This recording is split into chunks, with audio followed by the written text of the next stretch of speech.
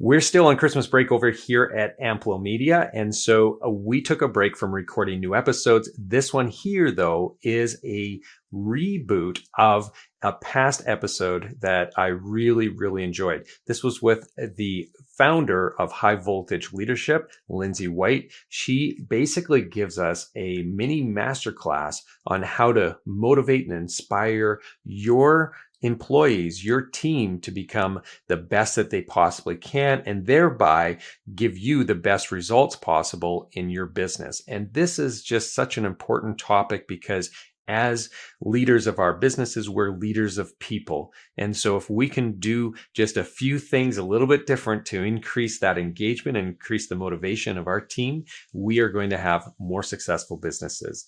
You don't want to skip this episode. Check out the replay now. Welcome to another episode of Amplify Your Business. Today, we're going to be talking about leadership. We're going to be talking in that dirty word HR, and we're going to learn a lot from Lindsay White, who's the founder of High Voltage Leadership. So welcome to the show, Lindsay. Awesome. Thank you. I'm really pleased to be here. Okay, so tell me a little bit about High Voltage Leadership, when you started the business, what that journey has looked like thus far. Yeah, so I sort of refer to myself as an accidental entrepreneur. I didn't set out to start my own consulting and coaching practice, but I found myself in 2017. I had left my HR role. I was working for a financial institution based here in Alberta, and unfortunately found myself working for someone who was a pretty toxic leader, and decided that I just wasn't. That wasn't going to work for me any longer. But I knew, as a part of my HR business partner practice in that organization, I loved asking a smart person a really great question that they really didn't know how to answer. And so I had already committed to a coaching certification program, a pretty extensive one. And what I was able to do was jump from my corporate job right into that coaching program. And I spent basically an entire year just deeply immersed in my coaching practice. And I had been coaching leaders for quite a long time, but I was really able to deepen and strengthen and broaden my own coaching practice. And I just, got to kind of be a student for about 12 months. And it was awesome. And I worked with some incredible people, and some of my peers actually challenged me and said, why don't you start your own coaching practice? And I thought, geez, I don't know. Like, why don't I? It just had never occurred to me. Yeah. And so I did. I started my own coaching practice, not really understanding what I was doing or why, what I was getting myself into at the time. Yeah. But what I've uncovered is that, in fact, I really do. I'm a lifelong learner anyways. And so I love the ongoing learning that happens as an entrepreneur and a small business owner. Every single day, I learn something about myself. I learn something about my business. I learn something about my practice. So I've spent the last, I'm at the start of my 4th full year in business. So I've just learned a ton, certainly through the last couple years of COVID. Man, if you can sort of survive through that, I think you could probably just about live through any other catastrophe. Yeah. Not the most exceptional time to be trying to grow a business. However, I made it work. I made it happen. I found other revenue streams that sort of kept me afloat. Still doing coaching, but just doing different types of coaching and working through other organizations. And now, sort of on the other side of that, really feeling the energy and the growth in my own practice, and feel really good about where I'm headed, in the next couple of years. Yeah. And so now you call yourself a people operations expert. What does that even mean, I guess?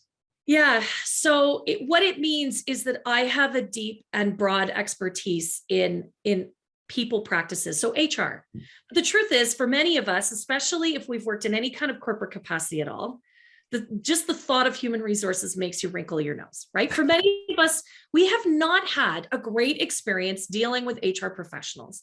And so I'm hesitant to say that. And beyond that, I am not your average HR consultant, right? What I do really is about helping small businesses create programs and processes that absolutely inspire and motivate and get the very best out of their people. And so that's why I talk about people operations, because I think that's exactly what it is.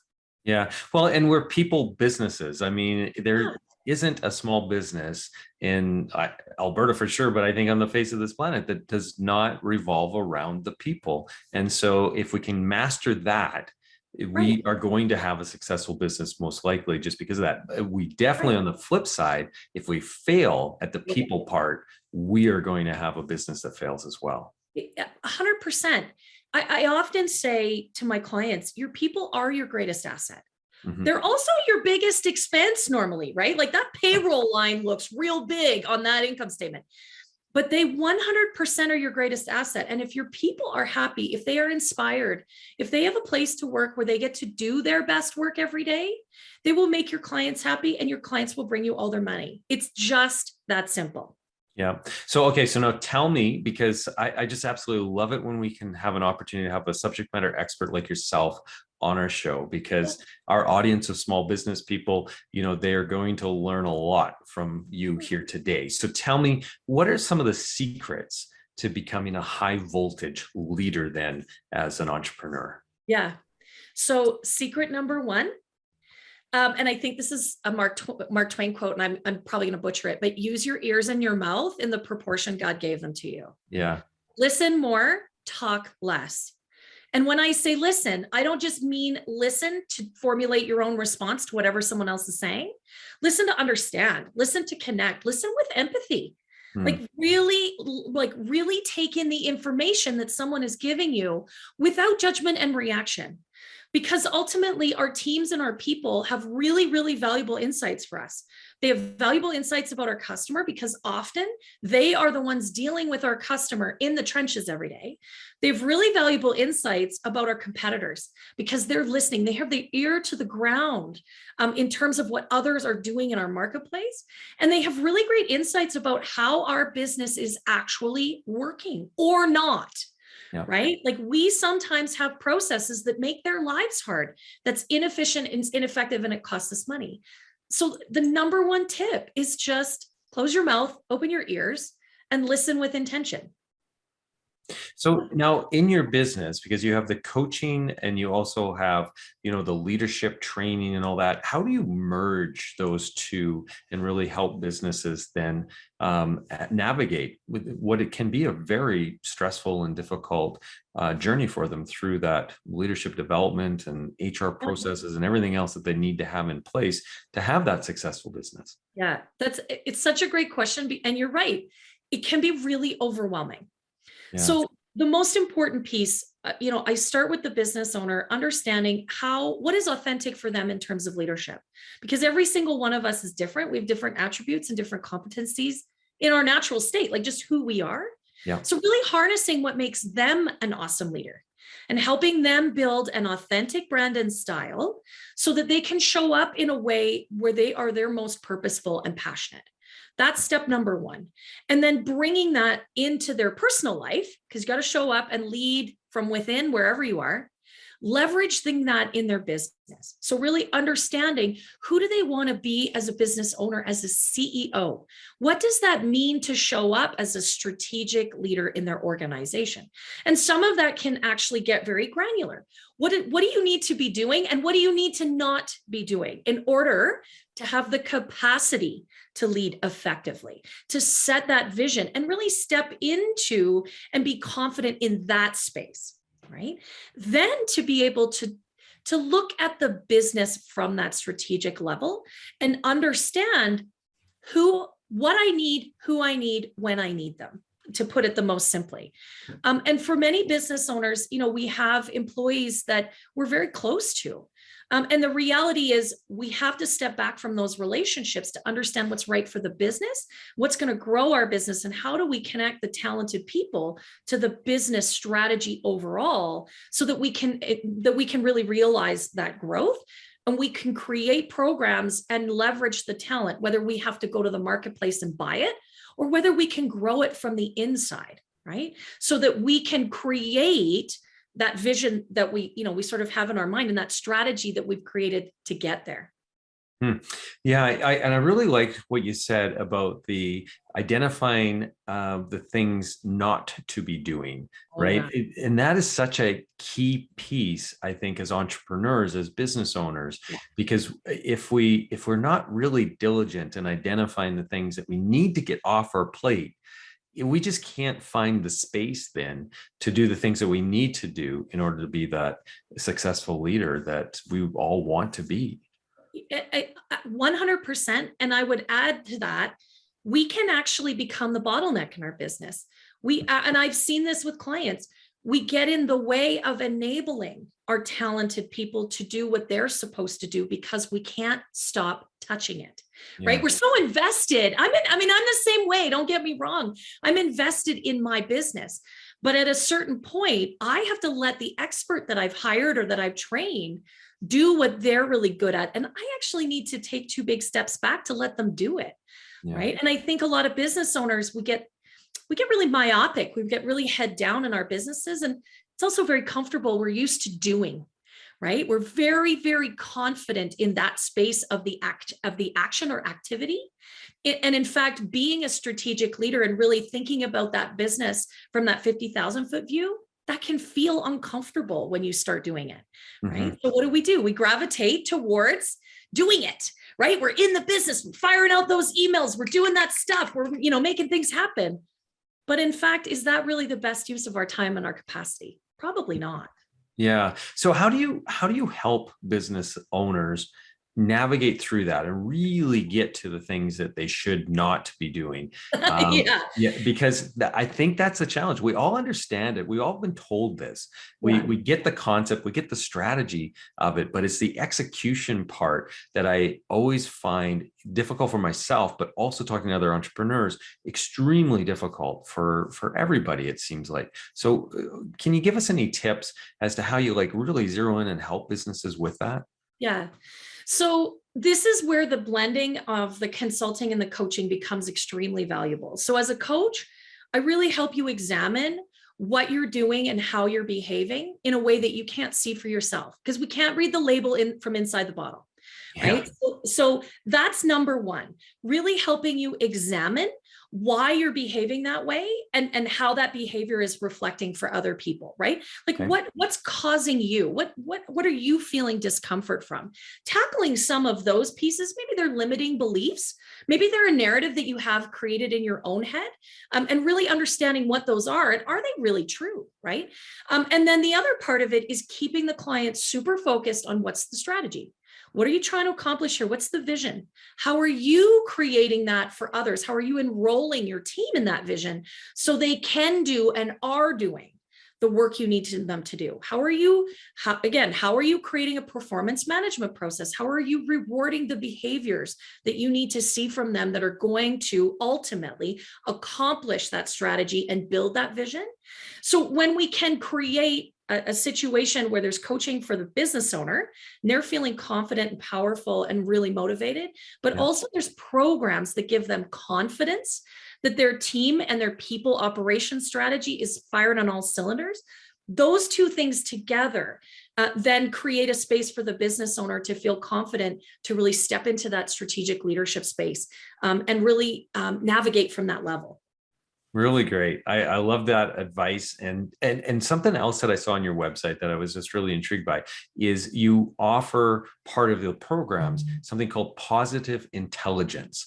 And Yeah. so that's a new term for me, probably for our audiences as well. So tell me, what is the positive intelligence program? Because that sounds like something that I would love to have, some more Yeah. positive intelligence. And this is the coolest part. Positive intelligence is literally for every single human. So it is an operating system based on the best-selling book by Shirzad Chamine. And he did some research and factor analysis. And what he came to understand is similar to how we have three primary colors, red, yellow, and blue, that make the rainbow. There are sort of three primary pieces that we all need in terms of our mental fitness to be more positive, more focused, to move forward with, real purpose and intention and energy. And that's what this operating system, this 6-week boot camp that I coach, is absolutely all about. It's about, first of all, understanding who your saboteurs are.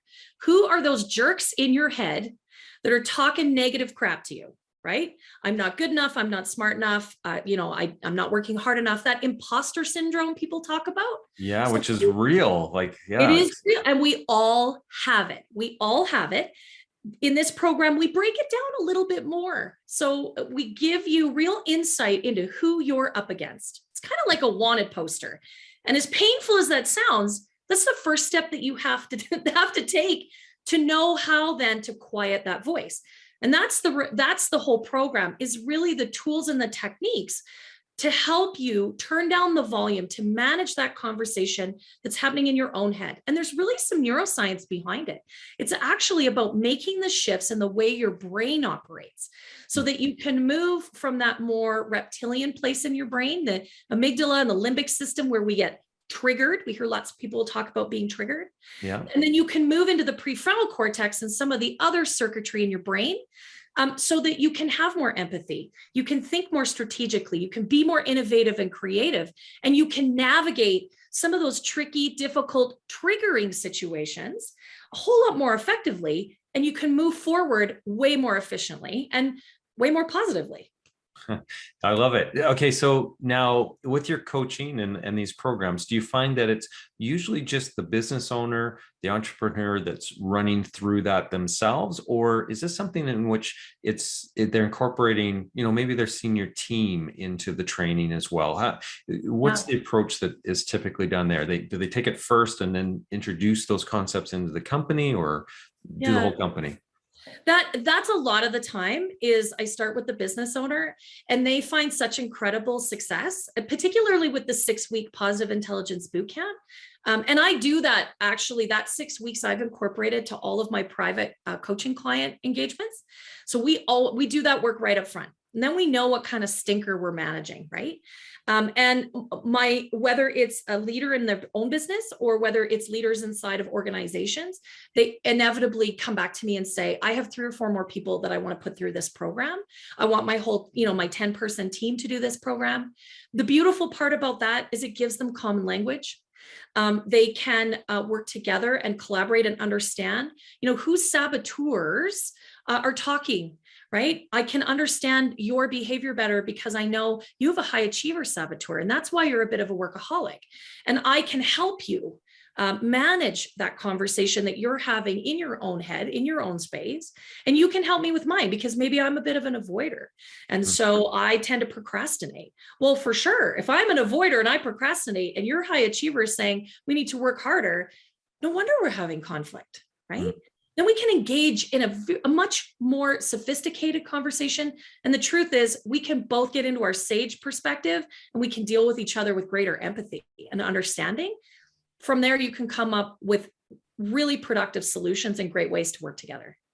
This is incredible stuff. And so the thing that I love about what you're doing is just that blend of the strategy and the coaching and everything. You look at HR with a different lens than a lot of the people that I've talked to who are HR specialists, right? And so you're kind of given everything that we need, because we need to have that mental shift in the way that we're thinking about things. We need the strategic focus in terms of how do we integrate this in the business and enable the business to grow because of having the right focus and pieces in place. And then you have all the HR processes, policies, and all that stuff too, right? Absolutely. Yeah, right? so That great. stuff has to come later.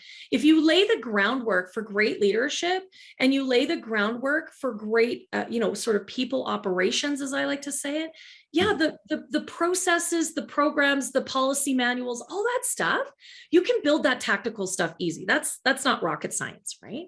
It's getting the pieces right in the beginning that make those other outcomes super simple. Yeah. Okay. So if anybody wanted to reach out to you and ask you some questions, get some advice, or engage you in one of these programs, how would they do so? Yeah, 100%. And I love to engage. So you can find me on my website, highvoltageleadership.ca. I'm very active on LinkedIn. So you can find Lindsay White on LinkedIn. Would love to chat with you there. Facebook and Instagram as well. So you can send me a DM. I am always happy to interact, to answer questions, to chat with people that really are curious about how they can be a better leader and build a more effective team.